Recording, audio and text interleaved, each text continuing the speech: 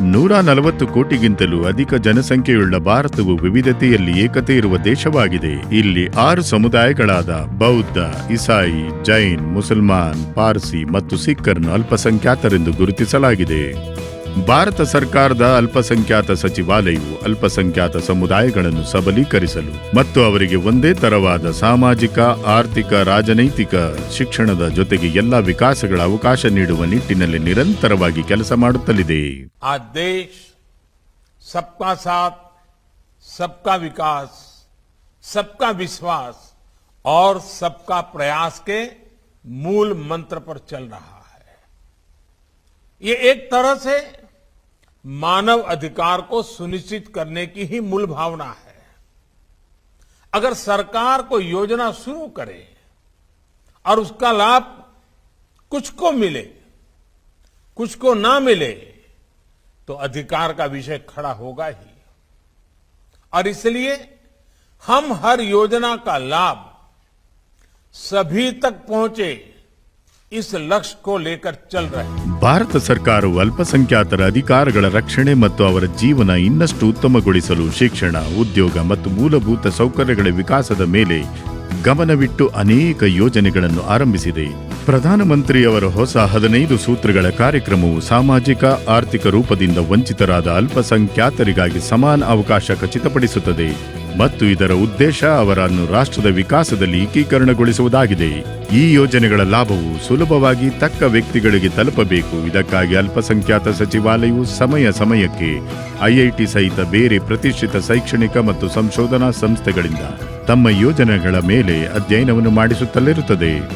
ಭಾರತದಲ್ಲಿ ಅಲ್ಪಸಂಖ್ಯಾತರ ಜನಸಂಖ್ಯೆ 19.3% ಇದೆ. ಇದರಲ್ಲಿ ಮುಸಲ್ಮಾನರು 14.2%, ಕ್ರಿಶ್ಚಿಯನ್ನರು 2.3%, ಸಿಖ್ಕರು 1.7%, ಬೌದ್ಧರು 0.7%, ಜೈನರು 0.4% ಮತ್ತು ಪಾರ್ಸಿ 0.006%. ಸರ್ಕಾರವು ಅವರ ಉತ್ಥಾನಕ್ಕಾಗಿ ಸಂಪನ್ಮೂಲಗಳನ್ನು ಒಟ್ಟುಗೂಡಿಸಲು 90 ಅಲ್ಪಸಂಖ್ಯಾತ ಕೇಂದ್ರೀಕೃತವಾದ ಜಿಲ್ಲೆಗಳು, 710 ಬ್ಲಾಕ್ಗಳು ಮತ್ತು 66 ಚಿಕ್ಕ ಗ್ರಾಮಗಳನ್ನು ಗುರುತಿಸಿದೆ. ಈ ಪ್ರಯತ್ನಗಳ ಉದ್ದೇಶ ವ್ಯತ್ಯಾಸಗಳನ್ನು ಸರಿದೂಗಿಸಿ ಭಾರತದ ವಿಕಾಸದಲ್ಲಿ ಅಲ್ಪಸಂಖ್ಯಾತರ ಸೇರ್ಪಡೆ ಖಚಿತಪಡಿಸಿಕೊಳ್ಳೋದಾಗಿದೆ.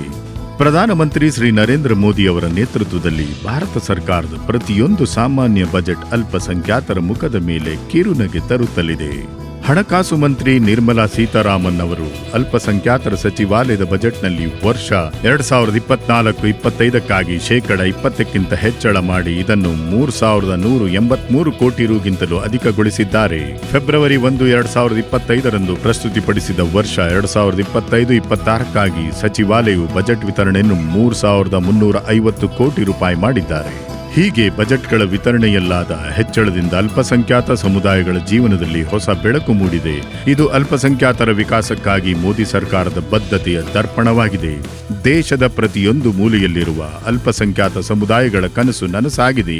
ಪ್ರತಿ ಮಗುವಿಗೆ ಶಿಕ್ಷಣದ ಅಧಿಕಾರ, ಪ್ರತಿ ವ್ಯಕ್ತಿಗೆ ಆರೋಗ್ಯದ ಅಧಿಕಾರ ಮತ್ತು ಪ್ರತಿಯೊಬ್ಬ ಯುವಕನಿಗೆ ಉದ್ಯೋಗದ ಅವಕಾಶ ದೊರೆಯುತ್ತಿದೆ. As Minister for Minority Affairs, my approach is from the mantra of Sabka Saath, Sabka Vikas. So, minority, if you say by definition, we have 6 minority communities in our country.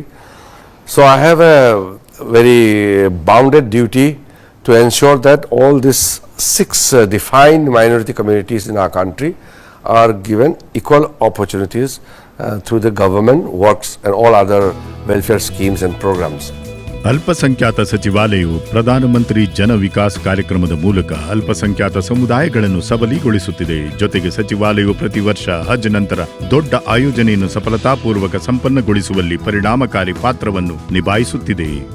Parsi ಸಮುದಾಯ ಜನಸಂಖ್ಯೆ ಹೆಚ್ಚಿಸಲು ಮತ್ತು ಅವರಿಗೆ ಉತ್ತಮ ಆರೋಗ್ಯ ಹಾಗೂ ಶಿಕ್ಷಣಕ್ಕಾಗಿ ನಡೆಸಲಾಗುತ್ತಿರುವ ಜಿಯೋ ಪಾರ್ಸಿ ಯೋಜನೆಯು ಇಡೀ ವಿಶ್ವದಲ್ಲಿ ಒಂದು ಅಸಾಧಾರಣ ಉದಾಹರಣೆಯಾಗಿದೆ. ಸಚಿವಾಲಯವು ಈ ಯೋಜನೆಗಳ ಯಶಸ್ವಿ ಅನುಷ್ಠಾನಕ್ಕಾಗಿ ಸಮಯಕ್ಕೆ ರಾಜ್ಯಗಳು ಮತ್ತು ಕೇಂದ್ರಾಡಳಿತ ಪ್ರದೇಶಗಳಲ್ಲಿ ನಾಲೆಜ್ ವರ್ಕ್ಶಾಪ್ ಮತ್ತು ಸಮುದಾಯಗಳ ಜೊತೆಗೆ ಇಂಟರಾಕ್ಟಿವ್ ಪ್ರೋಗ್ರಾಂ ಆಯೋಜಿಸುತ್ತದೆ. ಇದರ ದೊಡ್ಡ ಲಾಭ ಫಲಾನುಭವಿಗಳಿಗೆ ಸಿಗುತ್ತಲಿದೆ. ಅಲ್ಪಸಂಖ್ಯಾತ ಸಚಿವಾಲಯವು ಅಲ್ಪಸಂಖ್ಯಾತ ಸಮುದಾಯಗಳಿಗೆ ಪ್ರಾಚೀನ ಭಾಷೆಗಳನ್ನು ಪುನರ್ಜೀವಿತಗೊಳಿಸಿ ಅವುಗಳ ಪ್ರಸಾರದ ಕೆಲಸವನ್ನು ಸಹ ಸಫಲತಾಪೂರ್ವಕ ಮಾಡುತ್ತಲಿದೆ. ಪಾರ್ಸಿ ಸಮುದಾಯದ ಪ್ರಾಚೀನ ಭಾಷೆ ಎವೆಸ್ತಾ ಮತ್ತು ಪೆಲ್ಲವಿಯನ್ನು ಮುಂಬೈ ವಿಶ್ವವಿದ್ಯಾಲಯದ ಸಚಿವಾಲಯದ ಸಹಯೋಗದಿಂದ ಕಾರ್ಯಾಚರಣೆಯನ್ನು ನಡೆಸಿದೆ. ದೇಶದ ಅಲ್ಪಸಂಖ್ಯಾತ ಉದ್ಯಮಿಗಳು ಮತ್ತು ಶಿಲ್ಪಿಗಳಿಗೆ ಪ್ರೋತ್ಸಾಹ ನೀಡಲು ಸಚಿವಾಲಯವು ಜನಸಂಚಾರ ಯೋಜನೆ ಆಯೋಜಿಸಿದೆ. ಸಚಿವಾಲಯವು 3 ಹಂತದ ಯೋಜನೆಗಳು ಪ್ರೀ ಮೆಟ್ರಿಕ್, ಪೋಸ್ಟ್ ಮೆಟ್ರಿಕ್ ಮತ್ತು ಮೆರಿಟ್ ಕಮ್ ಮೀನ್ಸ್ ಎಂಬ ಶೈಕ್ಷಣಿಕ ವೇತನಗಳನ್ನು ನೀಡುತ್ತಿದೆ. ಒಂದು ಶ್ಲಾಘನೀಯ ಹೆಜ್ಜೆಯಾಗಿ ಪಿಎಂ ಅಭಿವೃದ್ಧಿ ಯೋಜನೆ ಪ್ರಾರಂಭವಾಗಿದೆ. ಇದು ಸಮಗ್ರ ಯೋಜನೆಯಾಗಿದೆ. ಅದು ಕೌಶಲ್ಯ ಮತ್ತು ತರಬೇತಿ, ಮಹಿಳಾ ನಾಯಕತ್ವ ಮತ್ತು ಉದ್ಯಮಶೀಲತೆ ಹಾಗೂ ಶಿಕ್ಷಣದ ಬೆಂಬಲದ ಮೂಲಕ ಅಲ್ಪಸಂಖ್ಯಾತ ಸಮುದಾಯಗಳ ಸಾಮಾಜಿಕ ಆರ್ಥಿಕ ಅಭಿವೃದ್ಧಿಯನ್ನು ಉತ್ತೇಜಿಸುತ್ತದೆ.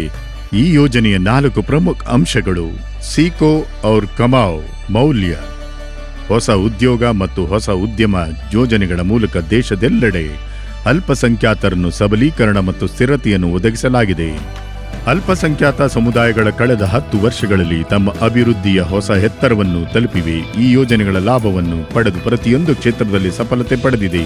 ಅಲ್ಪಸಂಖ್ಯಾತ ಸಮುದಾಯಗಳಿಗಾಗಿ ಕೈಗೊಂಡ ಈ ಅನೇಕ ಕಾರ್ಯಗಳು ಅವರನ್ನು ಸಬಲರನ್ನಾಗಿಸುವುದರ ಜೊತೆಗೆ ಅವರು ಸಹ ರಾಷ್ಟ್ರ ನಿರ್ಮಾಣದಲ್ಲಿ ತಮ್ಮ ಕೊಡುಗೆಯನ್ನು ನೀಡುತ್ತಿದ್ದಾರೆ. ಇದಕ್ಕಾಗಿ ಅಲ್ಪಸಂಖ್ಯಾತ ಸಚಿವಾಲಯದ ಪ್ರಯತ್ನಗಳು ಮತ್ತು ಬದ್ಧತೆಗಳು ಶ್ಲಾಘನೀಯವಾಗಿದೆ.